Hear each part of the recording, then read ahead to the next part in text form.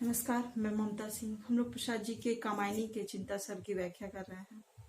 तो हम लोग देखते हैं मनु ने अपनी नौका को जो है अब नियति के सहारे छोड़ दिया है, किस्मत के सहारे छोड़ दिया है कि अब किस्मत जहां ले जाएगी वहां हम लोग चलेंगे। अब मनु निराश हो गए हैं। सारे प्रयत्न जीवन को बचाने के लिए जो हो रहे थे अब व्यर्थ जा रहे हैं।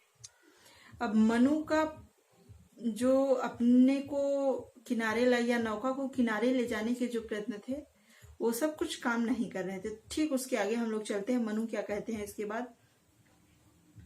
लहरें व्योम चूमती उठती, चपलाएं असंख्य नाचती, गरल जलद की खड़ी झड़ी में बूंदे निसंस्कृति रचती।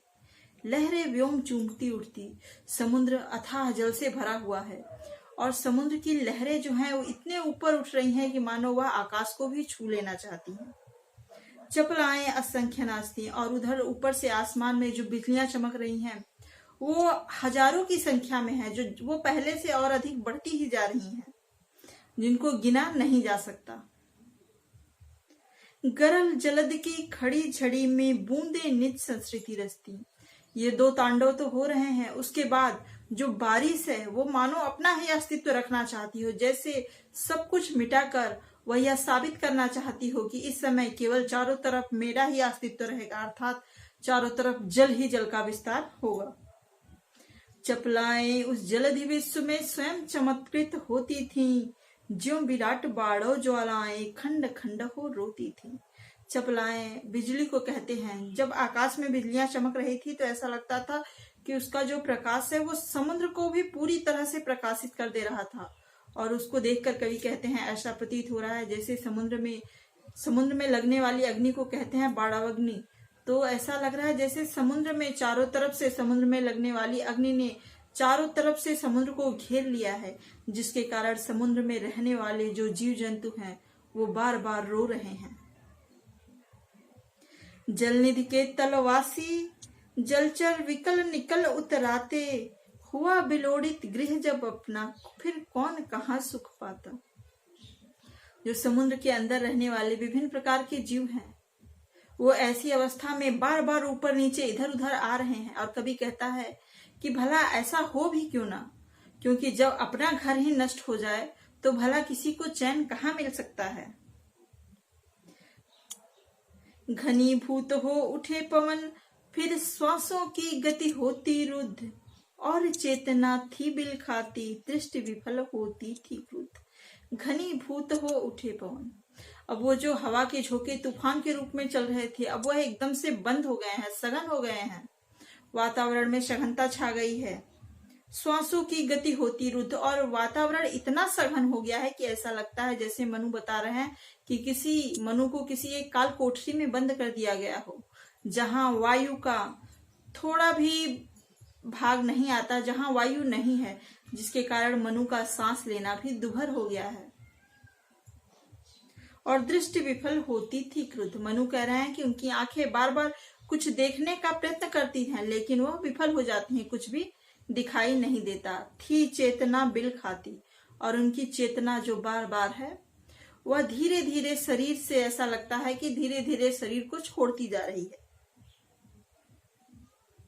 उस विराट आलोड़न गृह में तारा बूंद बूंद से लगते, प्रखर प्रलय पावस में जगमग ज्योतिर्गणों से जगते। उस विराट आलोड़न गृह में जब वह स्थिति थी, चारों तरफ जल ही जल था, ऊपर से बिजलियां चमक रही थी। ऐसी स्थिति में जब बादलों के बीच से जब बिजलियां चमकती थी, या कभी कभी जब ये स्थिति एक आध सेकंड के लिए या दो थोड़ी देर के लिए जब शांत होती थी, तो कभी कभी जो तारे दिखाई देते थे, तो कवि ने ऐसा कहा है कि वो तारे जो है छोटे छोटे बूंद के समान लग रहे हैं, जिनका कोई अस्तित्व ही नहीं, मतलब एकदम बहुत सूक्ष्म रूप में दिखाई दे रहे हैं। प्रखर प्रलय पावस में जगमग ज्योतिर्गणों से लगते, उनकी प्रतीति वैसे ही हो रही है जैसे अंधकार में जुगनू का चमकना।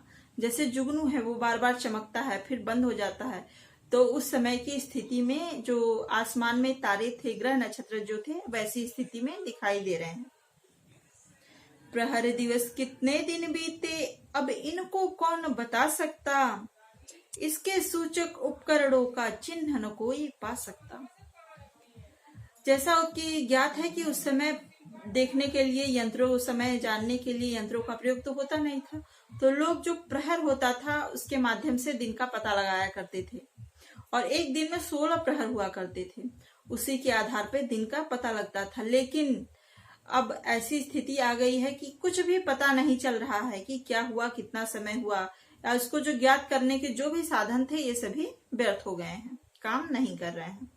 और मनु चूंकि अकेले बचे हैं तो कोई उनको बताने वाला भी नहीं है। इनके सूचक काला शासन चक्र मृत्यु का कब तक चला न स्मरण रहा, महामत्स्य का एक चपेटा दीन पोत का मरण रहा। मनु कहते हैं कि ये स्थितियां, ये जो प्रलयकारी स्थितियां थी कब तक चली पता नहीं। एक बात वो इस ओर संकेत भी कर रहे हैं कि अब यहाँ जाके स्थितियां जो है थोड़ी सही हो गई थी, इसी कारण वह पुरानी स्थितियों को फिर यहाँ बता रहे हैं कि ये स्थितियां कब तक चली ऐसा कुछ भी पता नहीं है, क्योंकि इसको बताने वाले कोई साधन नहीं थे। महामत्स्य का एक चपेटा दीन पोत का मरण रहा। तभी एक विशाल मत्स्य मछली आती है जो अपने जो नौका को एक ओर ले जाके नौका पे ऐसी चोट करती है कि नौका एक तरफ लग जाती है। मनु कह रहे हैं कि उस समय जब मछली नौका को चोट करती है तो ऐसा प्रतीत होता है कि बस अब जीवन का यही समापन होने वाला है। किंतु उसी ने ला टकराया इस उत्तर गिर के सिर से, देव सृष्टि का ध्वंस अचानक श्वास लगा लेने फिर से। लेकिन उसी मछली के प्रहार ने मनु की नौका को एक किनारा दे दिया था, एक आश्रय दे दिया था, जहां जाके उनकी नौका टिक गई, उसे नौका को आश्रय मिल गया और मनु का जीवन जो है बच पाया। आज अमरता का जीवित हूं मैं, वह भीषण जर्जर दम्भ, आह स्वर्ग के प्रथम अंक का अधम अधम पात्र मैं सा विस्कंभक। मनु कह रहे हैं कि आप, मनु के जो उम्मीद हो गई है कि अब मेरा जीवन बच गया है, तो वही कह रहे हैं कि मैं एक दुखी प्राणी केवल बचा हूं अभी सृष्टि पे, जो कि उनकी देव सृष्टि से उसके विनाश होने के बाद मनु अकेले ही बच गए हैं। तो उसी को वह कह रहे हैं कि मैं केवल अकेले ही बच गया हूं, जो उस सृष्टि, देव सृष्टि के बारे में सब कुछ जानता है और अपने आगे सृष्टि का विध्वंस देखा है। ओ जीवन की मरु